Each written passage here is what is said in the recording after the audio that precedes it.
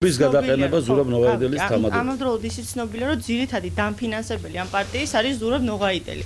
როცა თქვა გადააყენებთ მთლიანად ამ გამგეობას. არა, მაგას მალე გაიგებთ ვინ ამფინანსებს და რა გაფინანსებს. პარტია რითი გააგრძელებს პარტია ფუნქციონირებს. იმ 200.000 ბარიერი აქვს გადალახული ეროვნულ საბჭოს შემადგენლობაში როცა იყო და პარტიას მიღებული აქვს 200.000. ხო, და ამ 200.000-ით მთელ საქართველოს მასშტაბით და უკაცრავად, მაგრამ თუ სხვა პარტიები ირჩენენ თავს ამ დაფინანსებით, ჩვენმა პარტიამ რატო ვერ უნდა შეძლოს ეს? და მით უმეტეს მთელი აფინანსებდა პარტიას.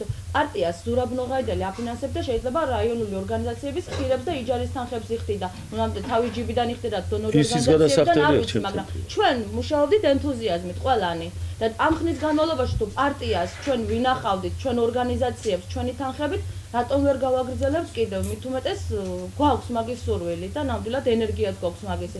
და ერთსაც დავამატებდით კიდევ ძალიან ხშირად მირეკავენ ჟურნალისტები იმ განცხადებასთან დაკავშირებით, რაც გავაკეთეთ აი თანხებთან, მითვისებულ თანხის გადათრებასთან დაკავშირებით, რომ რატომ არ შეიტანეთ სარჩელი. კრილობაძე ძალიან საინტერესო დოკუმენტს მოეწერება ხელი და ამიტომ შევიკავეთ თავი ამ ეტაპზე, იმიტომ რომ იქ იქნებიან ყველა პარტიის წევრები და საერთო დოკუმენტს მივიღებთ ამასთან დაკავშირებით და ამის შემდეგ შევიტანთ სარჩელს. ნამდვილად შევიტანთ სარჩელს, იმიტომ არავინ არ იფიქროს ის, რომ ჩვენ რაღაცას ამ გვეშინი ან თავი შევიკავეთ რაღაცაზე. არ ვაპირებთ თავი შეკავებას. გენერალურ პროკურატურაში შევიტანთ სარჩელს.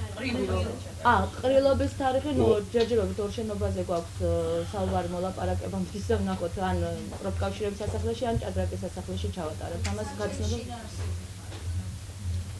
თანხებით ჩამოყალიბდებით და პროკურატურამ დაიწყოს მოკვლევა თვითონ ბატონ ზურაბ ნოღაიდელის საქმიანობასთან დაკავშირებით. ეს იქნება სარჩელის შინაარსი და დიახ, ამ პარტიაში თანხებით გადათრებას ეხებოდა ერთ-ერთი პრესკონფერენცია და ამასთან დაკავშირებით. ხო, და მაგ საკითხზე არ ვიცი და ამ საკითხზე მეც გავშევიკავე. ხო, მე არ ვიცი მაგას არ ვიცი მე არ ვიცი. დაეწყო მოკვლევა, როცა ფაქტები დავაფიქსირეთ, ხო? ეს ფაქტი დაფიქსირებული იყო და არ უნდა ეფიქრა იმაზე, რომ ჩვენ როდის შევიტანდით სარჩელს. თუ ეს სჭირდებათ, მაშინ არ მოვაკლოთ მაგ სიამოვნებას და მაგასაც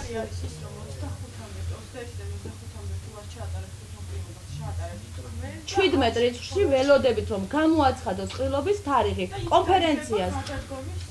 რა თქმა უნდა, რეორგანიზაციული საკითხები დადგა. კი ბატონო.